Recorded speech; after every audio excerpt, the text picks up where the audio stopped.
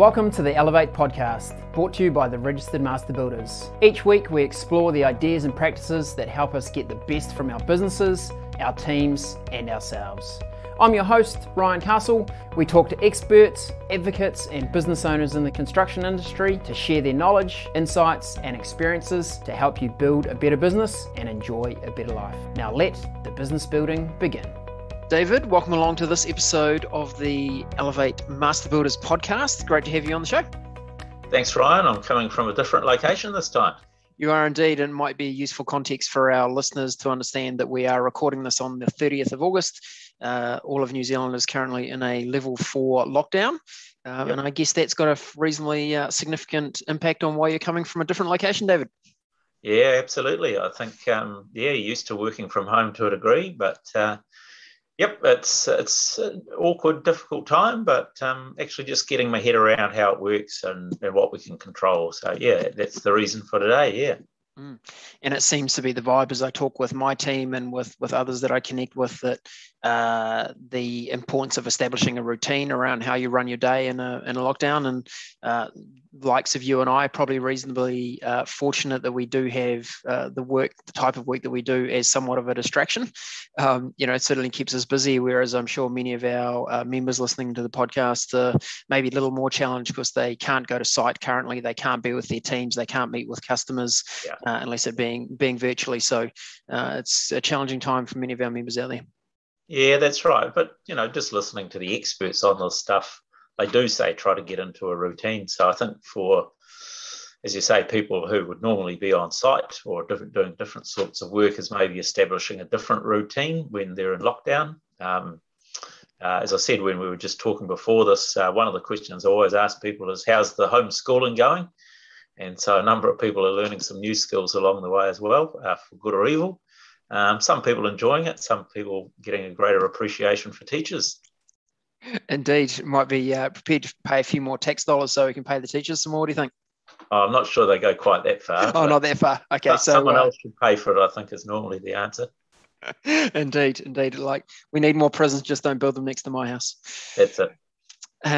David, let's get your sense. You've obviously talking to plenty of members and people out there in the community. What's your sense of the kind of temperature in the community at the moment? I think if we compare to last year, we were in across the whole country in level 4 lockdown.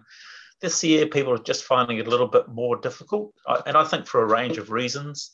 One, the weather's not as good as when we went into level 4 lockdown last year. I think also there's a greater sense of uncertainty. Here we go again, but we're not sure for how long.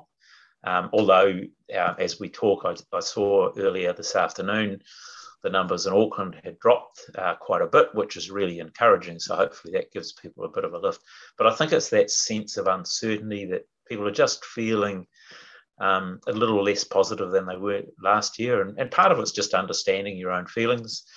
And what we'll talk about a bit is and how you can control what you can control. Because some stuff you just can't control, international supply chains, etc. Again, we'll talk about some of those things you can't directly, but there are other things you can do. And that's where I get, people who've got their head around that, I think are feeling more positive about how they can control their destiny. And certainly we've observed with many members the less panic.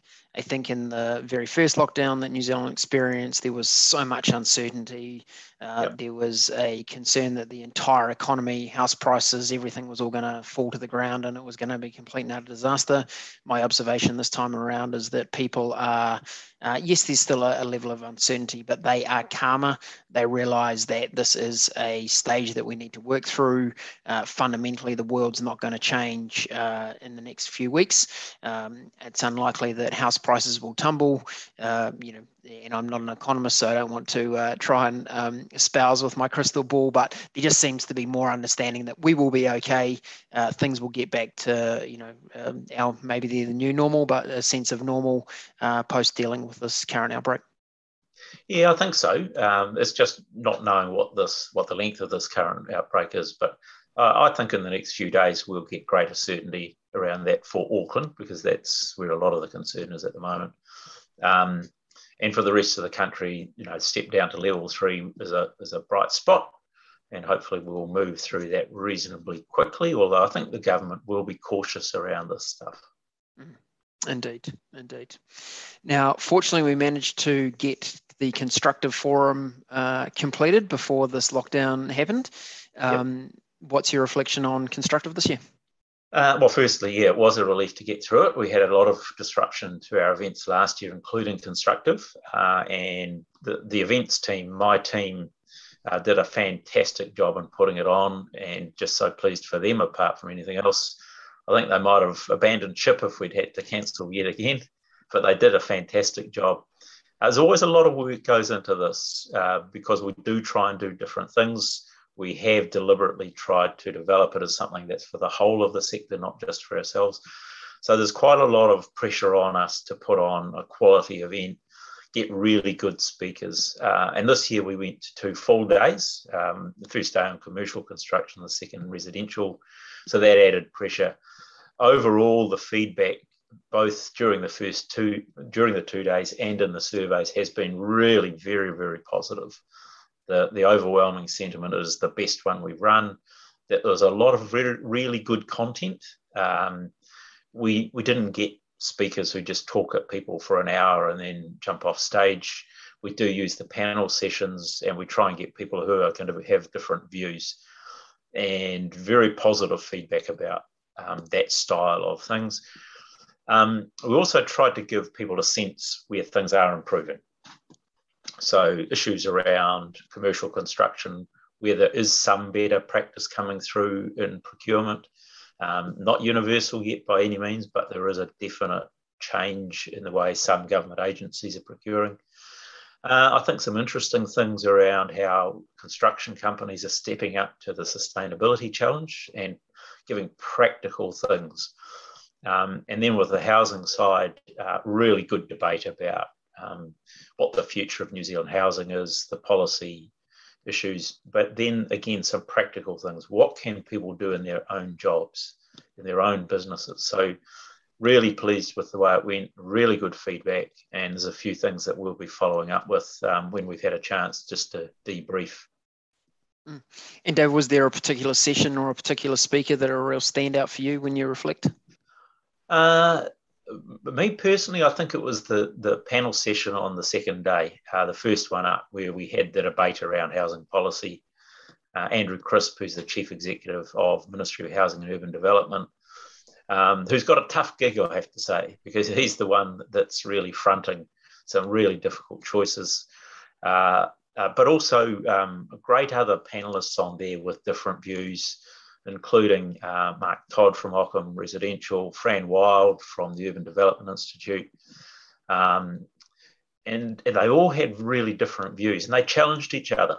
And so that was great. And I think that's what we needed and still need in the housing debate, to really have a sense of where we're going so that the industry has confidence and New Zealanders have the houses that they deserve. So that was the one that I thought was the best session. Personally, other people will have different views. Sure.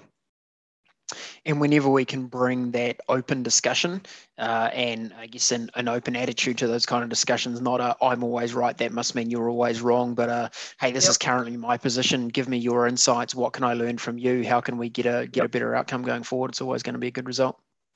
Yeah, and that's the thing that frustrates me at times. We'll get opinion pieces in papers, potentially from journalists who will say, is this the solution to our housing problem?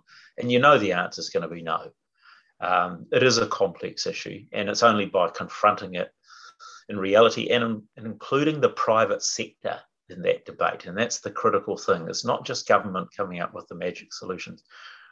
No one can do this on their own. So that's the stuff that I think is really valuable. I think the other thing I'd just reflect on, Ryan, where I started was we are trying to do this as a whole of industry sector. And it's great to see other people from outside of master builders turning up in larger numbers, particularly a number of architects, both the current president of the Institute of Architects and the incoming president. We had the chief executives of a number of the industry associations like plumbers and electricians, roofers, etc. And that's great. And they gave very strong feedback about the value of having a broader understanding and debate about what's going on in the sector, because we're all in this together, right? So I was really pleased with their attendance and engagement. Fantastic. And understand, David, that Master Builders commissioned some research ahead of the Constructive Forum. Can you give us some insights into kind of what kind of insights you were looking for, and then maybe some of the key findings out of that? Yeah, so this is something we're looking to do on an annual basis. It's not the first time we've done it, but we do it with a broad range. And in this case, we had over 300 people responded who are working in the construction sector. Right. Some of it we knew, but it was good to get a concrete handle on it and to get a sense of the size of the problem. So the three big issues are supply chain, not surprisingly, availability of materials, product substitution, waiting times, etc. Second issue, price increases. That's come through again and again, and everyone's suffering that now. It started off, if we'd run this a year ago, we would have heard it, but nowhere near as strongly as we do now. And then the third one is skilled labour availability. Again, that's been an issue probably for 3 years, maybe 4 years, but now it's jumped a lot, and also a very significant number where it's saying it's not just an issue, but it's a significant issue for my business right now. All right. And can we maybe explore those a little deeper, David? So if we talk the first one around supply chain, what were maybe some of the things that came up around Constructive in that? What are some of the things you're aware of, and how that problem, that is not only across construction but across almost every industry that has import involved? What are you seeing is topical in there, and what's happening? Yeah, I think people are much more reconciled to the fact that this is the world they live in right now. And it's going to be here for a while. It's not going to get better next week or next month. It's probably another 18 months, maybe 2 years. We were going to have supply chain constraints, interruptions. Some of it's from global demand. Some of it's simply the peak of work we've got going on right now. We don't have sufficient manufacturing capacity in New Zealand, for instance, around timber. So the discussion, and it's continued on since, is, okay, if we understand that, how do we deal with that? How do we, and I'll put in the pricing part because it goes together. How do we ensure that we're pricing for continued increase in material prices?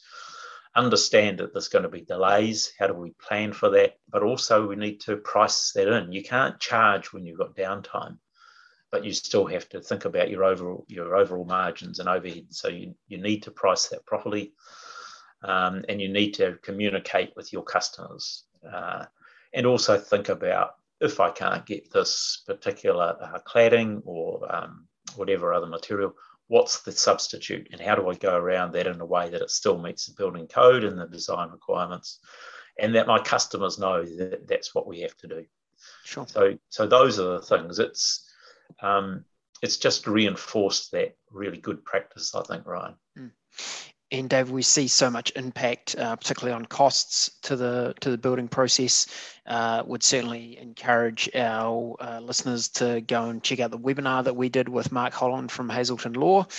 He provided some fantastic insights about how under the core contracts you can look at what you can and can't do around price changes.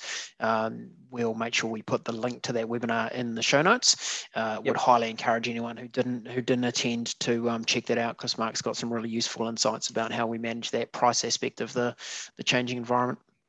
Yeah, absolutely. No, he's really good, and it's really good practical advice. And we may well think about another webinar in the not too distant future, because I think there are other things that are emerging as we go along.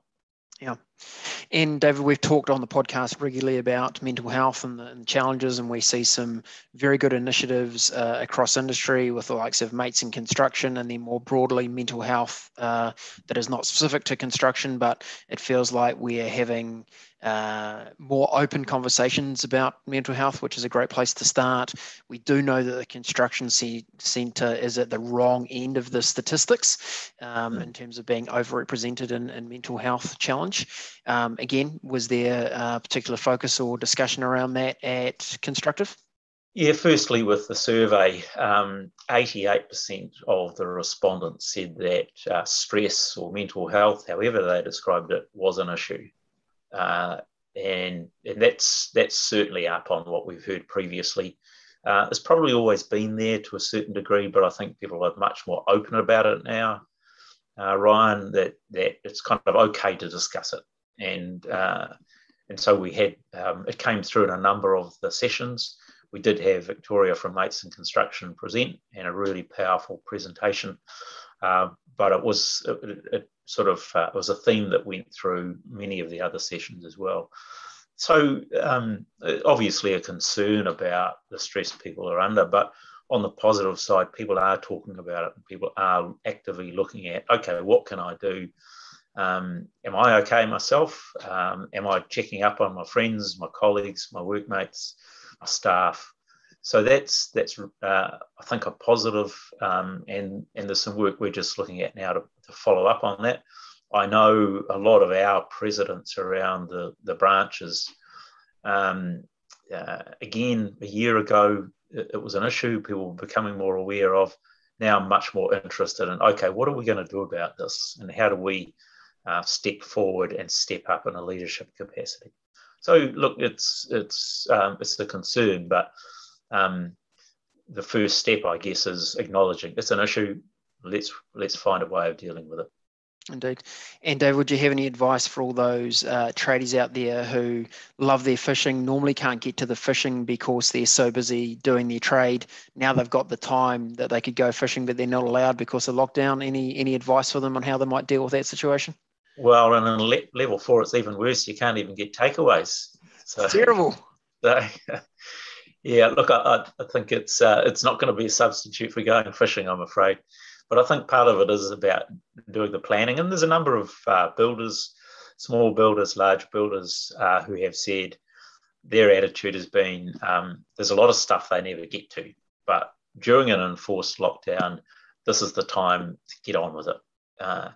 And I know that people that did it last time said actually they came out of lockdown feeling pretty positive, because they dealt with all of that stuff that was in the back of their mind that was really worrying them. It's back to this issue of you can't control everything, yes, but there are some things you can. And some of that is the planning side, but also talking to your customers, keep in contact, tell them where you're at, give them realistic expectations about the delay in the program. You may or may not know when you can get back on site, but just tell them that and let them know, I will let you know when we are able to get back on site. Yeah. Those things I know sort of lance the boil of the customers feeling anxious, because they're feeling anxious as well, and they've got more time to focus on their building project than they might otherwise have had. So yeah, it's probably a bit boring, but I think doing that planning and communication will pay dividends over time. And we're also seeing many of the members taking the time to do some of the courses that are available on Elevate, and that's often we hear people say, oh, I just wish I had some time to work on my business, not in it. This is obviously a great time to do that. And in there we have a whole bunch of courses, everything from how can you work better with your people, how can you lead them better, through to, the really practical things like how can we do pricing more effectively. So it's a good time to jump on Elevate. You can access that just direct from the Master Builders homepage. Homepage. Good chance to jump in there and improve your skills and do a bit of work on the business. Yeah, absolutely. And also your staff. It's not just for the business owner. So it's free to your staff. If you get hold of us, give us their contact details in terms of their emails. They can be doing that from home. If they've got downtime as well, then one of the things you may choose, and I know others did last year, to say to their staff, my expectation over this time, if I'm still to pay you, is that you get on and you do this. And then we can have a chat about it, or even run sessions after they've individually gone on Elevate to just have a conversation about, well, what did you make of that? Spot on. Very good. Okay, let's come back to the research again. What you found. One of them was one of the findings was around the supply of skilled labour. Yep. What's your thoughts there, David? Well, I think there's two things. As I say, it's been an issue for a while, but it's exacerbated now for the two reasons of we've got a lot of work on, the pipeline of work is really strong, and when we've had peaks of work in the past, we've been able to get people from overseas. We can't do that now. There's been a lot of discussion with government, but every sector in New Zealand is crying out for skilled people. So we're not going to suddenly open the gates and have a flood of people coming in. So it's a matter of managing it, thinking about how you might use technology or the way you can use people smarter, perhaps plan so you've got less downtime, but also simply plan for the fact that there will be some skill shortages. And what does that mean for you in your business? It may be that you can work with other businesses and sharing resources. In a particular regional location. I think that's really up to individual business to work that through.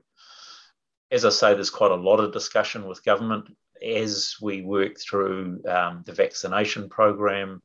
We may see some changes next year. I don't see it really changing this year. For some specialist jobs, there are some MIQ places, but that won't happen. That won't help with the broad demand for experienced tradespeople, unfortunately. Yeah, probably the best thing that we can all do as New Zealanders is get vaccinated ourselves. And I know there is some varying opinion around that, but we know that probably it's one of the biggest things in terms of being able to open our borders is having mass vaccination completed, so we're at lower risk. So it might be also. Yeah, look, I think if we're honest with ourselves, we all got pretty complacent over the last 6-9 months. Indeed.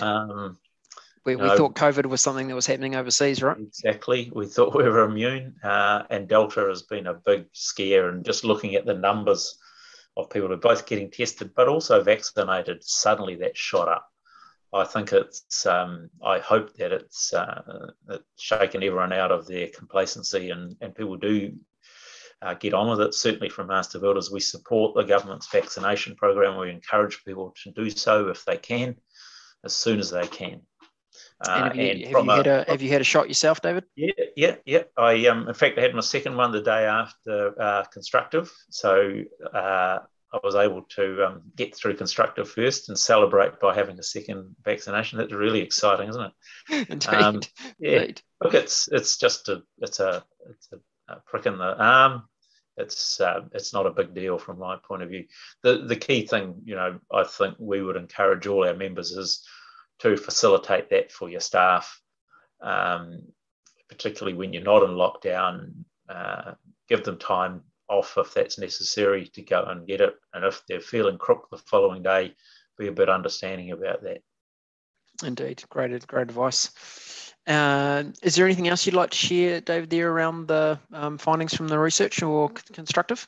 No, I think those are the big ones. As I say, I think it's easy to be doom and gloom. I think there were some really positive things coming through. And I think the industry is strong, and it's a pretty adaptable industry, really. The people that work in it are resilient, and they do think of new ideas. And what I'm encouraged by is that we are having these discussions with central government. The one actually I should mention as a case in point, building consents is something that we all get really, excuse the language, just pissed off with, the delays, the inconsistency. There was a very good session on the last day of Constructive with John Smead, who's one of the GMs from MBE, the head of Auckland consenting, Aidan Jury from Genie and Homes, and we also had Sunil from Brands, and a really positive discussion about what they're looking at to streamline and improve the consenting system across the country. And I'm really pleased at the leadership that's coming through that group and the changes that we will get in the not too distant future. It won't entirely fix it, but I think there are some good practical things coming through. Good to hear some progress in that area. I'm sure there'll be lots of our listeners out there nodding, going, keep it going. And if you can move it faster for us, David, that would be even better. Oh, I'm sure they will. Okay, let's wrap today's session with a question of the day for you, David. If you had to work in the building industry yourself and you could choose any trade to be in the building industry, which one would you choose? A trade? Now, does that mean on the tools, or does it mean more general? On the tools, doing the hard yards. No more of this pushing paper around, David. We're getting you on site. Yeah. I'd be a carpenter. Carpenter, nice. Yeah. And why is that? I think a carpenter is the one that kind of sees the whole of the building come together. I guess it just sort of plays into the way I think I like to see the sort of bigger picture and how it all forms together. And I think the carpenter is the one for me that leads that process in a physical sense. Yeah. And they always seem to have the flashiest utes as well. They've always got the latest Ranger model, haven't they? So they must be doing all right, those builders out there. Well, the plumbers, one of the panelists said plumbers have more boats than anyone else. But, oh well. Is that just because they're good with water? Yeah, well, could be. Might be a bit of a stretch. We're entering into dad joke territory here, David, so we better wrap it up. Thanks for your insights on the Chiefs Chat today, David. We appreciate those very much. Go well, and we'll see you on the next episode. You too. Thanks, Ryan. Take care.